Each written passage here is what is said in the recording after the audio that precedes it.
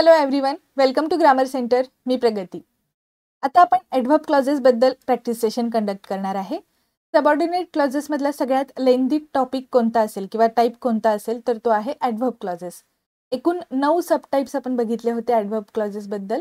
आज आपल्याला फक्त रिव्हिजन करायची आहे. प्रॅक्टिस सेशनमध्ये सगळ्या गोष्टी आठवायच्या आहेत. किती अभ्यास केलेला आहे ते तुम्हाला आठवतोय का बघा. प्रॅक्टिस सेशन आहे, त्यामुळे तुम्ही जे काही उत्तरं सोडवणार आहात ते ॲटलिस्ट गेस करून ठेवा आणि तुमचं आन्सर बरोबर का चुकते तुम्ही क्रॉस चेक करा. आणि क्लॉज हा टॉपिक आता आज आपला संपणार आहे. उद्यापासून आपण नवीन चॅप्टरला सुरुवात करणार आहे. त्यामुळे आधीचं जर काही पेंडिंग असेल तर त्या सगळ्या गोष्टी कव्हर करून घ्या, म्हणजे इथून पुढे जो काही आपण अभ्यास करणार आहे ते तुम्हाला जास्त बर्डन येणार नाही. ओके, आजच्या लेक्चरला सुरुवात करूयात आपण. ॲडव्हर्ब क्लॉजेस बद्दल तुम्हाला बऱ्याच गोष्टी लक्षात ठेवाव्या लागतात. 9 सब टाइप्स आहेत. सगळ्यात जास्त सब टाइप्स असलेला प्रकार कोणता आहे सबऑर्डिनेट क्लॉजमध्ये, तर तो आहे ॲडव्हर्ब क्लॉज. आजचं लेक्चर हे तुम्हाला क्लॉज बद्दल चांगल्या पद्धतीने प्रॅक्टिस करण्यासाठी खूप युजफुल ठरणार आहे. उत्तर गेस करण्याचा प्रयत्न करा. ठीक आहे, उत्तर चुकलं तरीही काही हरकत नाही, मात्र ॲटलिस्ट गेस करा, म्हणजे तुम्हाला लक्षात येईल की तुम्हाला किती गोष्टी आठवत आहेत. डायरेक्शन्स आहेत. Each of the following sentences contain an adverb clause.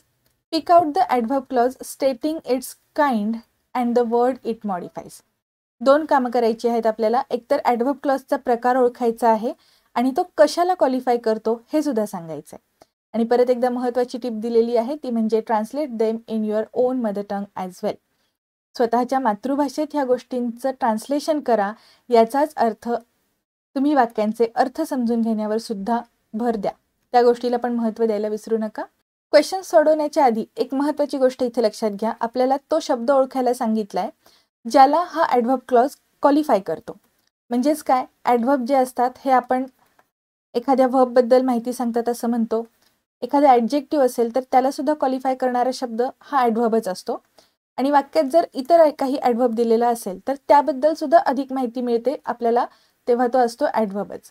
आणि असं एखादं वाक्य ज्याला स्वतःचा सब्जेक्ट आणि प्रेडिकेट आहे ते आपण क्लॉज म्हणून वापरतो, तो असतो ॲडव्हर्ब क्लॉज. आणि जर हे नवीन बनवलेलं वाक्य एखाद्या व्हर्बला किंवा ॲडजेक्टिव्हला किंवा ॲडव्हर्बला क्वालिफाय करणारा असेल तर तो आपला ॲडव्हर्ब क्लॉज असणार आहे. म्हणजे आपल्याला जो शब्द ओळखायला सांगितलाय तो एकतर व्हर्ब असू शकतो, ॲडजेक्टिव्ह असू शकतो किंवा ॲडव्हर्ब असू शकतो. लेक्चरला सुरुवात करूयात आता आपण. फर्स्ट क्वेश्चन आहे, when you write the book I shall help you. इथे आपण इंट्रोडक्शनलाच म्हणजे सुरुवातीलाच सबऑर्डिनेट क्लॉज वापरलेला आहे. व्हेन हे कंजंक्शन वापरून आपण ॲडव्हर्ब क्लॉज बनवलेला आहे. वाक्याचा अर्थ काय आहे, आपण म्हणत आहोत की मी तुला तेव्हा मदत करेन जेव्हा तू पुस्तक लिहिशील. मग आपण इथे कधी मदत करणार हे वेळेबद्दल सांगत आहोत, म्हणून हा आहे ॲडव्हर्ब क्लॉज ऑफ टाईम. आणि हा कशाला क्वालिफाय करत आहे, तर हेल्प या व्हर्बला. मी तुला मदत करेन पण कधी याबद्दल अधिक माहिती सांगितली गेली आहे, म्हणून व्हर्बला क्वालिफाय करणारा ॲडव्हर्ब क्लॉज ऑफ टाईम आहे. ठीक आहे, हेल्प या व्हर्बला क्वालिफाय करत आहे आणि ह्याचा प्रकार कोणता आहे, ॲडव्हर्ब क्लॉज ऑफ टाईम. अशाच पद्धतीने आता सगळे एक्झाम्पल्स आपल्याला सोडवायचे आहेत. Second example, my brother had come before we took our dinner. माझा भाऊ आमचं जेवण होण्यापूर्वीच आलेला होता. इथे देखील आपण वेळच दाखवत आहोत. माझा भाऊ आला होता पण तो कधी आलेला, आमचं जेवण होण्यापूर्वी.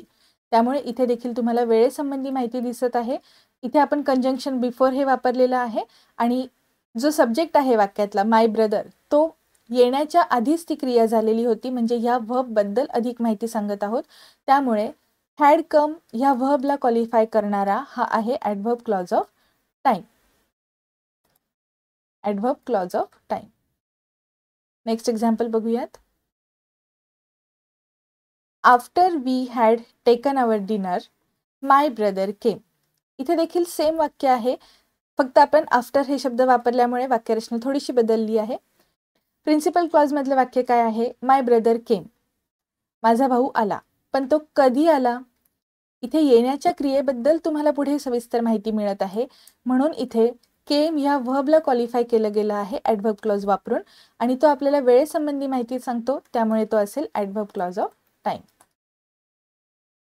Next question, since she arrived she has been suffering from cold. Since वापरून इथे आपण एक वाक्य बनवलेलं आहे. हा आहे आपला ॲडव्हर्ब क्लॉज आणि यात आपण वेळेसंबंधीच माहिती देत आहोत. या वाक्याचा अर्थ समजून घेतल्यावर ते लक्षात येईल. आपण काय म्हणतोय की ती जेव्हापासून आली तेव्हापासून तिला सर्दी झालेली आहे किंवा ती आजारी आहे. मग इथे ती सफर करत आहे, पण ती कधीपासून सफर करत आहे याबद्दल तुम्हाला अधिक माहिती मिळत आहे. म्हणजे आपलं जे व्हर्ब आहे हॅज बीन सफरिंग, या व्हर्ब बद्दल आपल्याला अधिक माहिती मिळत आहे. आणि या व्हर्बला क्वालिफाय करत असताना वेळेसंबंधी सुद्धा माहिती मिळते. म्हणून हा आहे आपला ॲडव्हर्ब क्लॉज ऑफ टाइम, जो या व्हर्बला क्वालिफाय करतो. हा काय आहे? Adverb clause of time. Next example बघूयात. He will not come until you leave this place. तो तोपर्यंत येणार नाही जोपर्यंत तू ही जागा सोडत नाही. मग इथे आपण जे हे सबऑर्डिनेट क्लॉज मधलं वाक्य वापरलेलं आहे, हे इथे कम या व्हर्बला क्वालिफाय करतं. येणार नाही, पण कधीपर्यंत येणार नाही हे आपल्याला पुढे सांगितलेलं आहे. त्यामुळे या व्हर्बला क्वालिफाय करणारा हा सुद्धा ॲडव्हर्ब क्लॉज ऑफ टाइमच आहे. ओके, जिथे तुम्हाला वेळेसंबंधी माहिती मिळते तिथे तुम्ही बिनधास्त लिहू शकता. हा आहे ॲडव्हर्ब क्लॉज ऑफ टाइम. आणि क्वालिफाय केले गेलेला व्हर्ब कोणता आहे? कम. सो फिफ्थ क्वेश्चनचा आन्सर काय असणार आहे? हा जो ॲडव्हर्ब क्लॉज आपण बनवलेला आहे हा कम या व्हर्बला क्वालिफाय करत आहे आणि वेळेसंबंधी माहिती सांगतो म्हणून आहे adverb clause of time. Next question, please wait till I go. इथे सुद्धा आपल्याला काय रिक्वेस्ट करण्यात आलेली आहे की तू थांब, प्लीज तू थांब, पण कधीपर्यंत? जोपर्यंत मी जात नाही तोपर्यंत. मग इथे पण आपल्याला वेट म्हणजे थांबणे या क्रियापदाबद्दल अधिक माहिती सांगण्यात आलेली आहे. व्हर्बला क्वालिफाय केलं गेलं आहे आणि वेळेसंबंधी माहिती मिळते. त्यामुळे हा आहे ॲडव्हर्ब क्लॉज ऑफ टाइम. शक्यतो before, after, when, till, until हे शब्द आपल्याला वेळेसंबंधी माहिती सांगतात. म्हणून ते जे सबटाइप्स आहेत ॲडव्हर्ब क्लॉजचे ते ओळखणं सोपं असतं. नेक्स्ट क्वेश्चन बघूयात. He works hard so that he may stand first.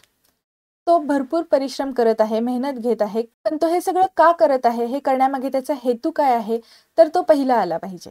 म्हणजे या ठिकाणी सो दॅट हे कंजंक्शन वापरून आपण हेतू काय आहे हे सांगत आहोत. म्हणून हा आहे ॲडव्हर्ब क्लॉज ऑफ पर्पज. आणि हा कशाला क्वालिफाय करत आहे? वर्क हार्ड या क्रियापदाला. ओके, आता हे वर्क हार्ड क्रियापद जे आहे म्हणजे हे जे व्हर्ब आहे, इथे आपण जर बघितलं तर तो कठोर परिश्रम घेत आहे, पण तो कशासाठी घेत आहे? या व्हर्बला क्वालिफाय करण्यात आलेला आहे. म्हणून हा आहे ॲडव्हर्ब क्लॉज ऑफ पर्पज. आपण एक गोष्ट परत एकदा रिवाईज करूयात. जर आपण सो दॅट जवळजवळ वापरलं तर तो असतो ॲडव्हर्ब क्लॉज ऑफ पर्पज. आणि सो प्रिन्सिपल क्लॉजमध्ये आणि दॅट पासून पुढे सबऑर्डिनेट क्लॉज असेल, मध्ये थोडंसं काही अंतर असेल, काही वेगळे शब्द वापरले असतील, तर तो मात्र ॲडव्हर्ब क्लॉजचा एकदम वेगळा प्रकार होतो. त्याबद्दल आपण पुढच्या क्वेश्चन्समध्ये डिस्कशन करूयात. नेक्स्ट क्वेश्चन आहे, walk carefully lest you should fall. लेस्टबद्दल आपण जे दोन महत्त्वाचे रूल आहेत ते थोडक्यात रिवाईज करू. लेस्ट जर आपण वाक्यामध्ये वापरला असेल तर शुड हे कंपल्सरी असलंच पाहिजे. आणि दुसरा एक महत्त्वाचा पॉईंट आहे तो म्हणजे त्या वाक्यामध्ये नॉटचा वापर करायचा नाही. शुड कंपल्सरी वापरायचं आणि नॉट अजिबात वापरायचं नाही. ओके, लेस्टच्या वाक्यरचनेसाठी हा एक खूप महत्त्वाचा, हे दोन महत्त्वाचे रूल्स आहेत, ते व्यवस्थित लक्षात ठेवा. आपल्याला काय म्हणायचं आहे की व्यवस्थित चाल. कशासाठी व्यवस्थित चाललं पाहिजे? तर तू पडू नयेस म्हणून. त्यामुळे इथे देखील आपण हेतूच सांगत आहोत. व्यवस्थित चाल, काळजीपूर्वक चाल. कशासाठी चालायचंय, हेतू काय आहे त्याचा चालण्यामागचा, ते आपण सांगत आहोत. म्हणून हा आहे adverb clause of purpose. Okay, simple आहे. वॉक या व्हर्बला आपण क्वालिफाय करत आहे. क्वालिफाय केलं गेलेलं व्हर्ब कोणता आहे? वॉक. आणि प्रकार कोणता आहे? सबटाइप कोणता आहे? Adverb clause of purpose. Next question, she worked so hard that she could get first class. तिने खूप मेहनत केली. कशासाठी? तर तिला फर्स्ट क्लास मिळावा म्हणून. इथे तुम्ही लक्षात घ्या, सो आणि दॅट वेगळं वापरलेलं आहे, म्हणजे ते जवळजवळ नाही आहे. त्यामुळे हा डेफिनेटली वेगळा प्रकार असणार आहे ॲडव्हर्ब क्लॉजचा. मग अशी आपण बघितलं होतं सो दॅट जर एकत्र वापरलं तर तो असतो पर्पज. या ठिकाणी मात्र हा आहे ॲडव्हर्ब क्लॉज ऑफ रिझल्ट. तिने कशासाठी तरी परिश्रम केले आहेत, त्याचा परिणाम काय होणार आहे, तर तिला फर्स्ट क्लास मिळणार आहे. त्यामुळे हा परिणाम दाखवणारा ॲडव्हर्ब क्लॉज आहे. या ठिकाणी व्हर्ब काय आहे क्वालिफाय केलं गेलेलं? वर्कड. सो वर्कड हे व्हर्ब आहे ज्याला आपण क्वालिफाय करत आहोत ॲडव्हर्ब क्लॉज बनवून. आणि त्या क्लॉजचा प्रकार आहे ॲडव्हर्ब क्लॉज ऑफ रिझल्ट. आता हे लास्ट एक्झाम्पल आहे आजच्या लेक्चरमधलं, ते बघूयात. If you work hard you will pass. If हे कंजंक्शन वापरलेलं आहे वाक्यात आपण, याचाच अर्थ इथे आपण कंडिशन सांगत आहोत. आपली कंडिशन काय आहे? जर तू कठोर परिश्रम केले, जर तू मेहनत केली तर तू पास होशील. म्हणजे ही कंडिशन जर आपण फुलफिल केली तरच त्याचा पुढे परिणाम होणार आहे. त्यामुळे हा आहे adverb clause of condition. Adverb clause of condition, कारण ही कंडिशन फुलफिल केल्यानंतरच पुढे ती गोष्ट घडणार. ही कंडिशन आपल्याला कशासाठी फुलफिल करायची आहे? तर पास होण्यासाठी. म्हणजे आपण क्वालिफाय करणारं व्हर्ब कोणतं आहे? तर पास असं सांगू शकतो. आणि ही कंडिशन आहे इफ हे कंजंक्शन वापरल्यामुळे. त्यामुळे हा आहे ॲडव्हर्ब क्लॉज ऑफ कंडिशनचा प्रकार. आय होप तुम्हाला आता क्लॉजेसचे जे सबटाईप्स आहेत ते सुद्धा व्यवस्थित आयडेंटिफाय करता येत असतील. व्यवस्थित अभ्यास केलेला असेल तर तुम्हाला प्रॅक्टिस सेशन सॉल्व करत असताना बरेच इंटरेस्ट येत असेल. अशाच पद्धतीने अभ्यास करत राहा. आता आपण उद्यापासून एक नेक्स्ट चॅप्टर चालू करूयात. भेटूयात पुढच्या लेक्चरमध्ये. थँक्यू.